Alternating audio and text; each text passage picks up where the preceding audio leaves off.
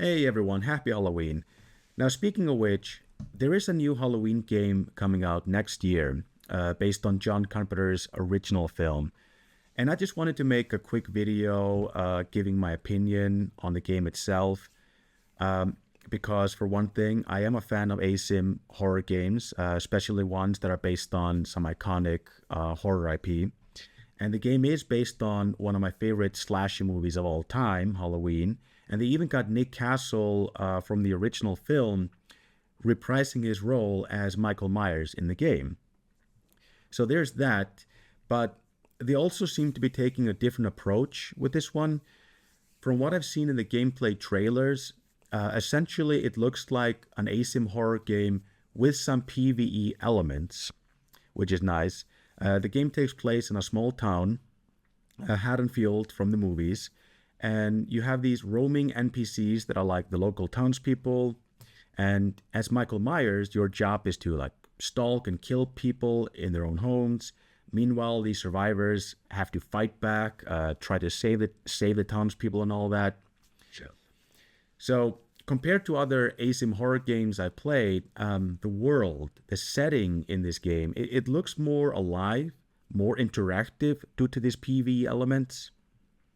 So these are some of the reasons I'm looking forward to the game. But, and here's the but, there is that voice in the back of my head warning me, reminding me what happened with these developers and their previous games. So, IllFonic, they are the ones who are developing the Halloween the game. And Gun Media also they have a credit as a co-publisher on the game.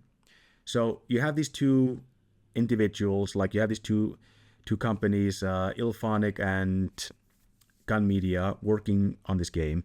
And I played games from these same people going all the way back to Friday the 13th.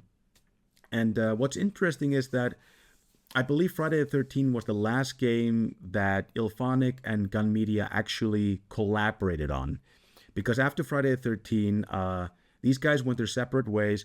IllFonic went on to make Predator Hunting Grounds and Killer Clowns.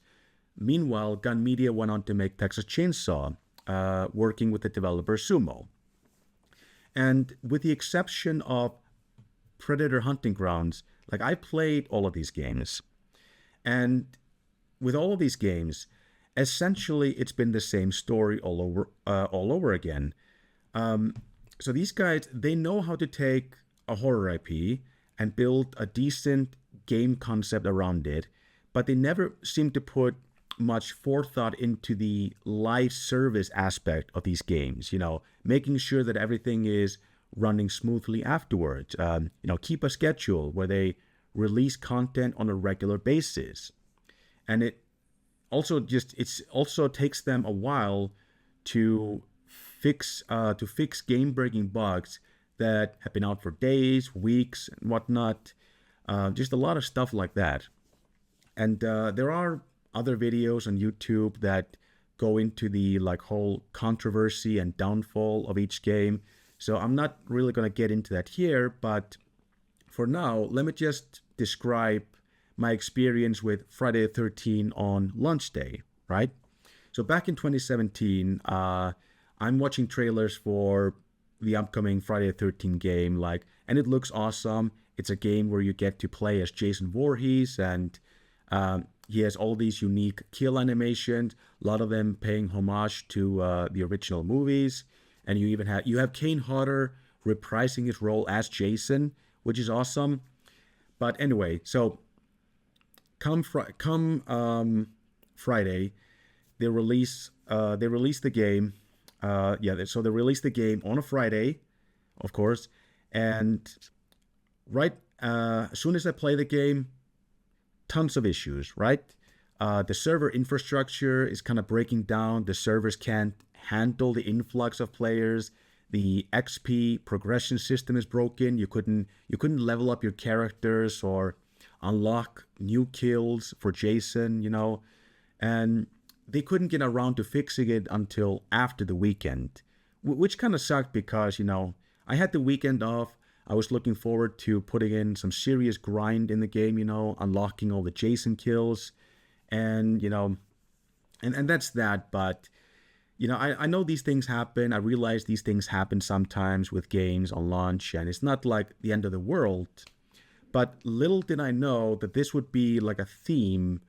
This would be like a theme that we're running into with these games, because with each each game they made, Friday the 13th, Texas Chainsaw, or Killer Clowns, it's been the same story all over again. They seem to have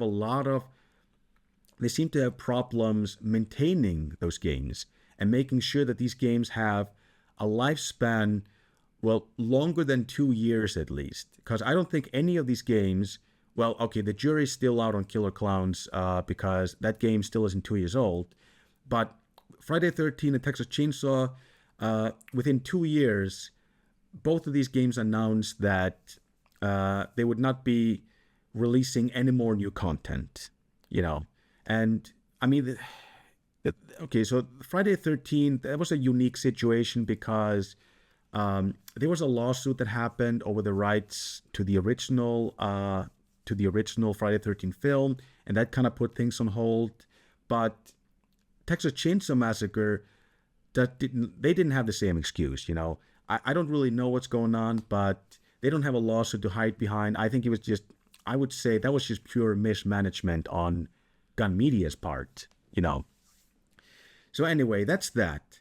Now I'm looking at the Halloween game and I'm thinking to myself, is it worth buying into this game? I want to be hyped for this game, but